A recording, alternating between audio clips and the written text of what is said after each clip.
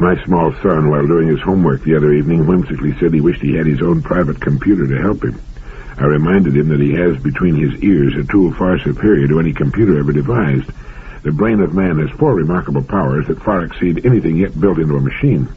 1, it has the power to absorb, to take in information and knowledge of every kind. We do this by reading, listening, touching, by using all 5 of our senses. Our minds are like unlimited corrals with the gates wide open. 2, we have the power of retention, the capacity to retain knowledge and recall it. Like a million filing cabinets, the human mind, which can capture, store, recall, and program more than 600 bits of information per second, keeps all of it readily available for recall and use, with unlimited space for additional information. 3, we have the power of judgment, of logical thought. The more facts we feed our brain, the more able it is to reason and judge intelligently. And 4, the greatest power of all, the power of imagination. The ability to think creatively, to create something that's never before existed on Earth, like a computer, to take old ideas and combine them into new relationships, to dream, to think of things that do not now exist, to project ourselves into the future with the automatic time machine of our minds. That's the power that's made man what he is. Our great humming modern computers are nothing more than the abacus was to the ancient Chinese, a better way to do our arithmetic and store information. We'll devise new and far more remarkable machines in the years to come, but we'll never create one as great as the human mind. If a greater agency is to appear on Earth, it will have to come from the stars. As Francis Bacon put it, seek ye first the good things of the mind, and the rest will either be supplied, or its loss will not be felt. Poking through my old files, I came across something I liked very much. It appeared some years back in McCall's magazine, written by Elliot Joseph, and entitled Secret Thoughts of a Happy Husband. A working wife is a gift from heaven. Sleeping late is not harmful. A shopping woman is an unhappy woman. This is a generalization based on the psychologically sound discovery that unhappy wives get rid of their frustrations by excessive shopping. Keep them happy and you'll save some money. It takes only one to make a good marriage. Fresh orange juice is the elixir of love. People who travel are easier to live with at home, and women are night people. It is humanly possible to have a good marriage. A woman with taste is always beautiful. Call your wife anything but mother. I know a man who calls his wife mommy, and every time I hear him do it, I find myself wanting to throw up. Thank your wife after every meal. Large twin beds are twice as good as any double bed. Nothing is more tangible to a woman than love. Never talk about your wife. Fat women are more fun. I don't know how that got in there. Man will remain uncivilized as long as he has to share a bathroom. You know, I've long thought that one of the prime reasons for earning an above-average income is so that a man and his wife can each have his own bathroom. Women don't understand soft-boiled eggs. A gentleman never refuses a lady. Women are usually right, but for the wrong reasons. Living for today builds memories for tomorrow. Women who wear men's pajamas make good companions. One woman is enough for a real man. Nothing can rival home life. Being yourself is always best, no matter how painful. Women have to be awakened with extreme care. And finally, living with a woman is a little like working backstage. Some secret thoughts of a happy husband. A long-time bachelor who finally married was asked some months later what kind of a match he'd made, and he said, well, I really didn't do as well as I expected, and to tell you the truth, I don't think she did either. Some years back, the head of a large, successful business enterprise was faced with the most important decision of his career. At a special meeting of his company's executive committee, there were displayed the products of his largest competitors. His advisors told him that because of recent discoveries, it was now possible to produce the product they manufactured at a tremendously accelerated rate. Not only could their product now be manufactured in far less time, but it would affect enormous savings and thus result in substantially lower prices to the trade and the consumer. This would result, the committee pointed out to him, in mass buying of the product. But more important than that, they said, it was the only way they could remain competitive since their big competitors had now adopted these new discoveries. Well, the president examined the products of his competitors very carefully. There was no doubt about it. It was an ingenious new way to lower production costs. Then he asked the committee, will this new method make the product better, cause it to give better service and last longer? Well, the committee had to answer that it would not, that this new method, while adding greatly to manufacturing efficiencies, could not hope to match the quality of their present method of manufacturing. Then we shall continue to build our product as we have in the past. All the arguments about how the buying public would quickly shift to the competitors' new lower prices for the same product failed to move him. We will not sacrifice quality, he said. In the end, the customers will come back to us. Well, the entire executive committee was aghast at his decision. Privately, they called him an old fool, and for a couple of years, exactly what they predicted came to pass. The customers flocked to their competition. The competition sales skyrocketed because of the new manufacturing breakthrough, while my friend's company's sales steadily declined. All this while, my friend's company continued to make the best product in the industry and to advertise this fact, and that it would not compromise with quality. Since the new method of manufacture did result in an inferior product, one that would not stand up to hard use in time, the buying public began to become disenchanted. People began to realize that what had seemed to be a big saving in money was actually resulting in greater costs because of needed service. Moreover, the product just didn't perform nearly as well as did that produced by my friend's company. Well, all over the country, the reputation of my friend's company and product climbed steadily, while the reputations of his big competitors just as steadily dropped in the minds of the buying public, and just as important, in the minds of the dealers and their salesmen. Soon the tide turned completely. Today, because of that decision to stick to uncompromising quality in the face of what appeared at the time to be sheer disaster, my friend's company is the largest of its kind in the world. The company's name and the products it manufactures are first in the minds of the buying public, and there's an important lesson here for each of us. I have a book by Barry Stevens titled, Don't Push the River. What she means by that is, let the river flow. Don't try to hurry it. Time will bring the best to the top. Now, change is important, but not change for the sake of change necessarily. If we can make it better, let's change it. If we can make it more attractive, more convenient, perhaps smaller or lighter or more functional, let's do it. But let's do it gradually and make sure we know what we're doing. Let's take the time to test our new changes until we know we won't be faced with a drop in our reputation and perhaps the recalling of thousands of products with the resulting loss in time, money, and customer loyalty. Do you remember when Robert N. Manry, a copy editor at the Cleveland Plain Dealer, sailed from the United States to England in a 13.5-foot sailboat? 3,200 miles across the North Atlantic in a boat so small you'd hesitate to take it out on Lake Michigan and Long Island Sound as small craft warnings were flying. For 78 days, Manry and his tiny 36-year-old sailboat battled one of the toughest stretches of salt water on Earth. Gales blew the boat on its side. Manry tried to nap during the day and sailed at night so that he could try to avoid being run down and chopped into kindling and hamburger by great ocean-going steamers. On several occasions, he was washed over the side in heavy seas, and each time he'd haul himself back aboard by a lifeline he kept tied about himself and to his boat. He suffered terrible hallucinations, the result of having to take so many pep pills to stay awake during the long nights. Why? What made him do it? It wasn't publicity. He went about the whole thing so quietly, practically no one even knew what he was up to. He thought no one would pay any attention to him, and that was fine with him. The reason was that he had dreamed of sailing the Atlantic ever since he had been a small boy.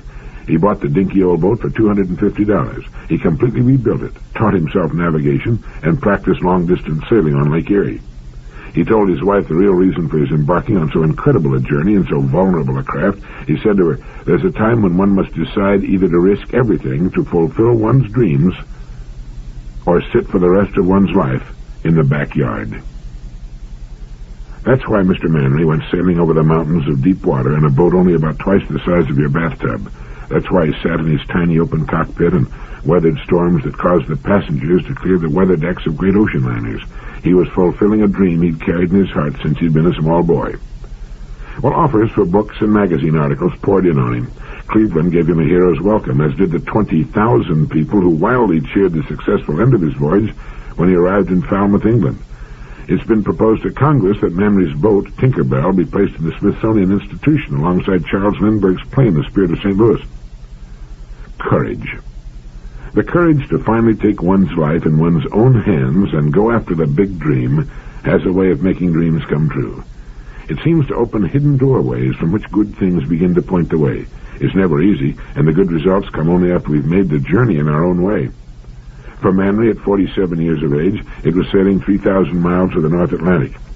Each of us must make his own voyage to fulfillment in his own way.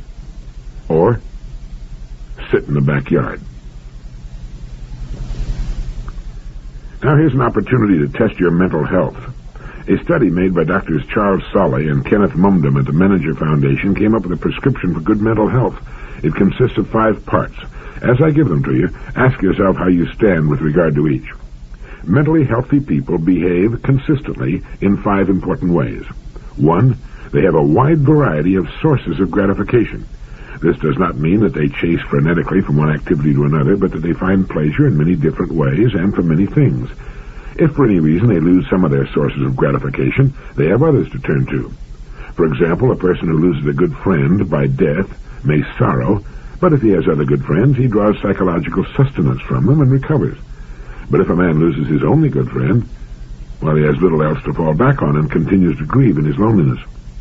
A person has the same problem if his only interest is his job or his immediate family or a single hobby. 2, mentally healthy people are flexible under stress. This means simply that they can roll with the punches.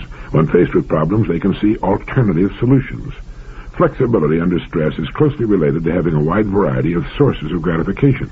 With more supports to fall back on, a person is less threatened by situations that produce fear and anxiety. 3, they recognize and accept their limitations and their assets. Put another way, they have a reasonably accurate picture of themselves and they like what they see. That does not mean that they're complacent about themselves, but that they know they cannot be anyone else and that it's all right with them. 4, they treat other people as individuals. Now this is a subtle phenomenon and an important one. People who are preoccupied with themselves pay only superficial attention to others. They're so tied up in themselves that they can't observe the subtleties in another person's feelings, nor can they really listen. Mentally healthy people really care about what other people feel. And 5, mentally healthy people are active and productive. Mentally healthy people use their resources in their own behalf and in behalf of others. They do what they do because they like to do it and enjoy using their skills. They do not feel driven to produce to prove themselves. They're in charge of their activities. Their activities are not in charge of them. When they're chosen for leadership of one sort or another, it's because they have the skills to lead in a given situation, not because they have to exercise power over others. They seek achievement for what they can do, not for what they can be. For when one tries to be something or someone, he's never satisfied with himself, even if he achieves the desired goal. Well, there you are, a 5-part prescription for good mental health. How'd you do? How does one obtain this condition called mental health? Well, mental health is had in the working toward, as Dr. Rogers says, in the process of becoming, of pursuit. Life is short. It's to be lived. And he who has good mental health lives it to the fullest. And he who lives it enjoyably has good mental health. A few years ago, a team headed by Dr. Gerald Gurn of the University of Michigan interviewed thousands of men and women on the source of their joys and sorrows.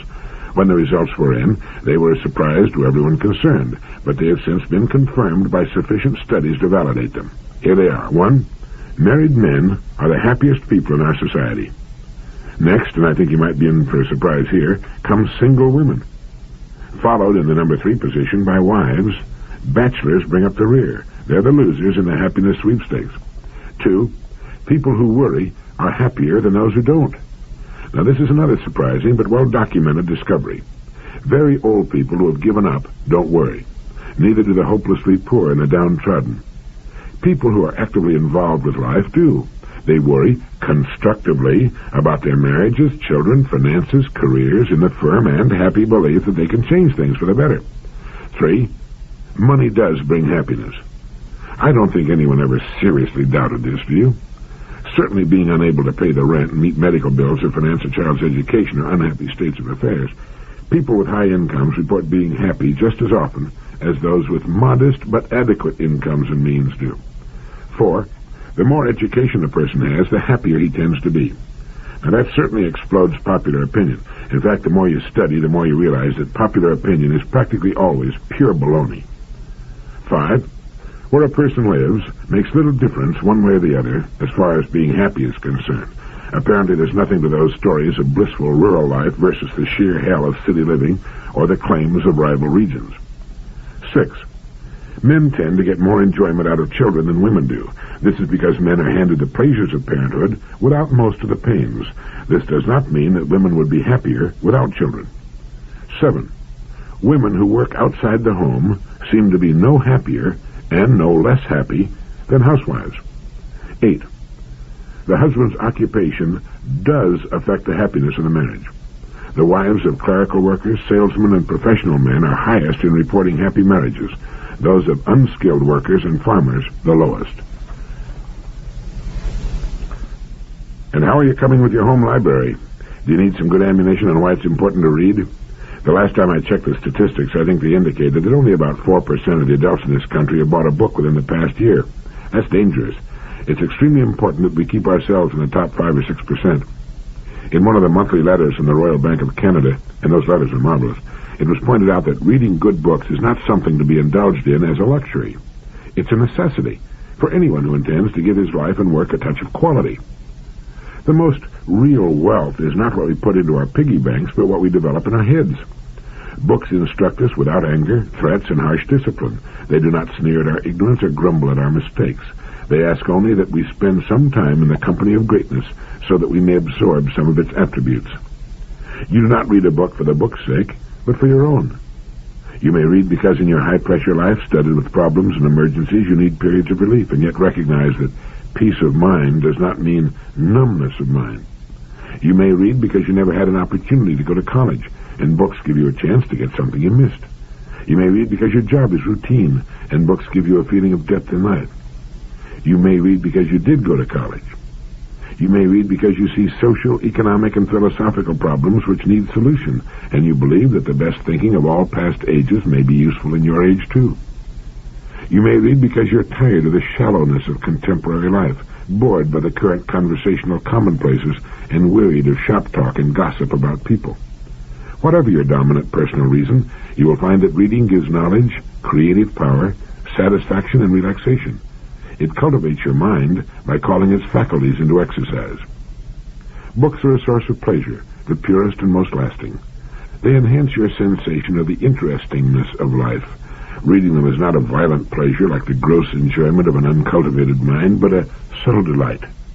Reading dispels prejudices which hem our minds within narrow spaces. One of the things that will surprise you as you read good books from all over the world and from all times of man is that human nature is much the same today as it's been ever since writing began to tell us about it. Some people act as if it were demeaning to their manhood to wish to be well read, but you can no more be a healthy person mentally without reading substantial books than you can be a vigorous person physically without eating solid food. Books should be chosen not for their freedom from evil, but for their possession of good.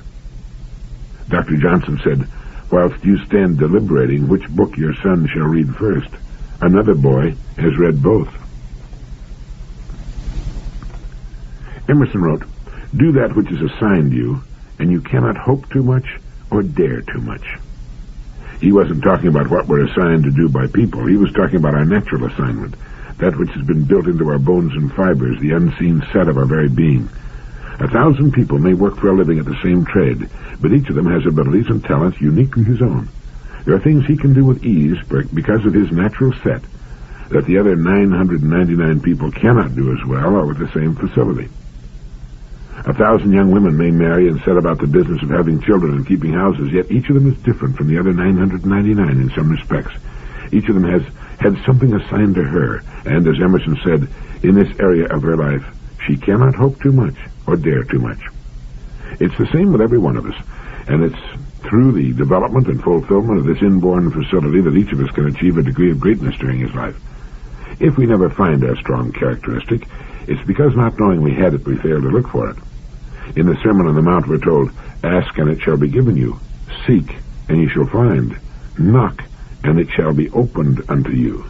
Finding our strong point is a good place to put this advice to work. Only in this way can we take the advice of Thoreau and suck the marrow from life, shave life close, and live fully extended. Many people find their real talent, but because of the advice of well-meaning friends and relatives or because of their own mistaken idea about security, remain at jobs they don't like and for which they have no real aptitude. Thus they often shackle themselves to a slow shuffle when, had they followed their real stars, they could have known so much more in the way of inner satisfaction and reward. Do that which is assigned you, and you cannot hope too much or dare too much. Games are won by people who make the fewest mistakes. A good friend of mine is a good ping-pong player, but he can't beat his son at the game. He's got all the fancy shots, but his boy just returns every one of them. He just gets the ball back across the net and waits for his father to make a mistake. I think the great Chris Everett plays tennis in much the same way. Who shoots the lowest score in golf? It's the person who makes the fewest mistakes.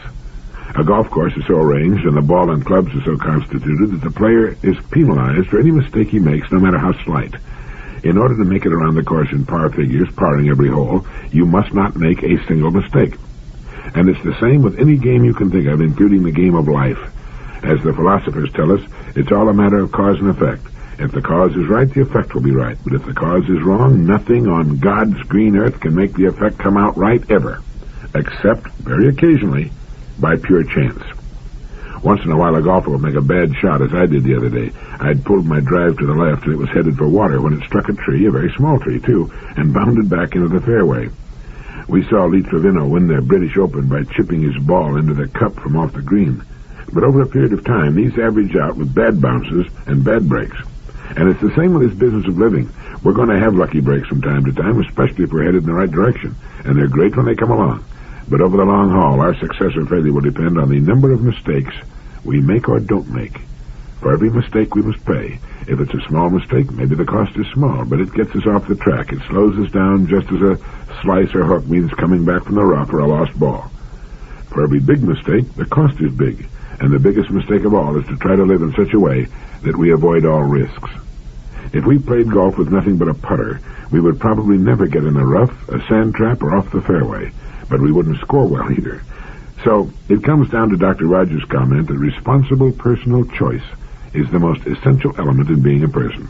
Sometimes this means using a 3-wood or an iron off the tee, but usually it means using the driver. For the good player plays with risk, but concentrates on making few mistakes. It is said that a great man is always willing to be little. He has gained facts, learns his ignorance, is cured of the insanity of conceit, and in this way he plays the game well. He makes few mistakes. He wins. A long time ago, I clipped an item from the Saturday Evening Post written by an Englishman named Nigel Balchin. He wrote, "The child is the sacred calf of the modern world, and the high priests of the child cult are always bidding us bow down and worship the sacred calf, and reminding us of all the happiness it brings to us, how beautiful and fascinating it is, and how unworthy we are of the privilege of being parents. Any man who criticizes children automatically labels himself a monster. Well, I have 5 children," he writes, "varying in age from 30 to 3. So I've been rearing sacred calves for 30 years, and will almost certainly be doing so until I die. As a result of this not inconsiderable experience, I find that the whole business is, on the whole, an expensive and unrewarding bore, in which far more has to be invested, both materially and spiritually, than ever comes out in dividends. My father worked his head off to raise me and my brother and sister. I've worked mine off in order to bring up my children. I don't doubt that in 20 years' time my young son will be working his head off to bring up his. This process can go on indefinitely, and it simply means that no generation can ever live its own life to the full because of the insistent demands of the next. More talent and creative ability have been lost to the world through the necessity to provide for children than from any other single cause. In the whole history of civilization, 90% of man's progress has been brought about by people who realized that there were more important things to do than just reproduce their species. Some of them have had children, but they never have allowed the existence of these children to deflect them from the proper use and exploitation of their own talents." He goes on to write, "Whether we like it or not, children are fundamentally antisocial. They are cruel, ruthless, cunning, and almost incredibly self-centered, and they can conceal these qualities beneath a veil of careful charm.